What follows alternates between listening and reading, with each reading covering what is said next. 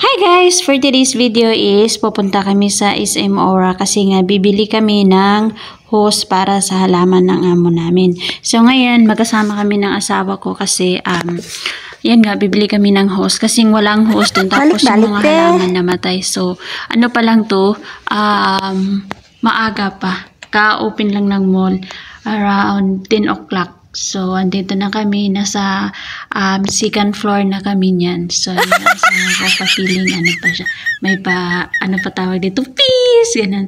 Yan yung supermarket nila, ganun.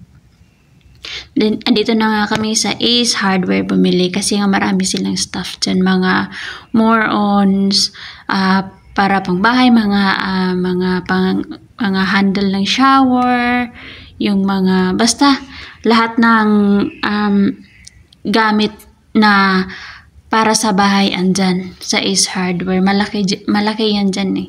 Kaya dito na kami pumunta agad. Kasi sa True Value parang limited lang yung mga stock nila doon. So andito na kami. Tinulungan kami ni ate kung anong magandang hose bilhin namin. So ito na nga. So, yung nabili namin na hose is 30 meters yung taas. Tapos, yung natutupi. So, yung nabili namin dyan is yung natutupi. Tapos, may mga connector dyan din sa hose yung nasa taas. Yan yung mga connector sa hose para parang spray yung tubig pag lumalabas sa hose. Pwede mo din siyang i-adjust. So, tinulungan kami ni ate kung paano.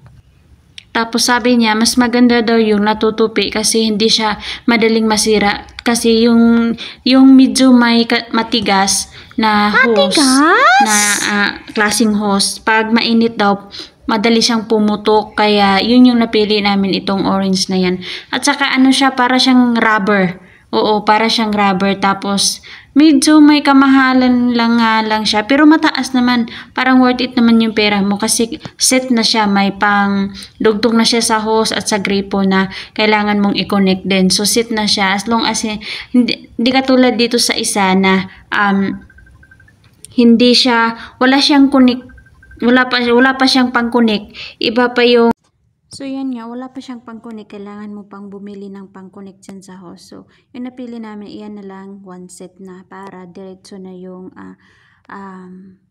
diretso na at isang bayaran na lang. Tapos, yung size niya pala is, yung regular na gripo lang, yung mumurahin lang na gripo. At saka, maganda siya kasi marami siyang kailangan, pwede siyang i-adjust mo, pwede mong i-adjust yung tubig, pwede siyang parang spray or yung bilog lang na lumalabas galing sa hose, yung mga ganun ba. Tapos yan nga, magbabayad na kami, papunta na kami sa cashier. Pero tumingin-tingin pa kami dyan kasi baka gusto namin may tiningnan akong parang doorknob ata yun, pero hindi naman kami bumili, tumingin lang. So yan, magbabayad na kami. Tapos at saka, so naputol yung video ko, hindi ko na videohan yung pagbayad. So andito na kami sa parking, aalis na kami kasi nabili na namin yun.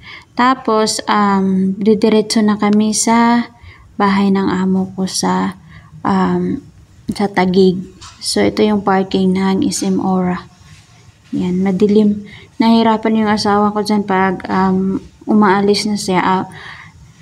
Umaalis na siya kasi nga madilim. Tapos yung sasakyan nila ay sobrang dark tinted yung salamin. So, mahirap daw sabi niya. So, ayun, nag-aantay kami na lumagpas yung isang sasakyan para makaalis na din kami. Sobrang high-tech yung mga ng parking nila dyan, guys. I-tap-tap mo lang yung receipt, no? See? Sobrang high-tech touchscreen yan, be. Touchscreen. So, yan na. Nakalabas na kami sa SM Aura. Yan. Yan yung SM Aura sa BGC. Ang laki yan eh. Tapos, yan na nga. Hanggang dito na lang kami. Bye!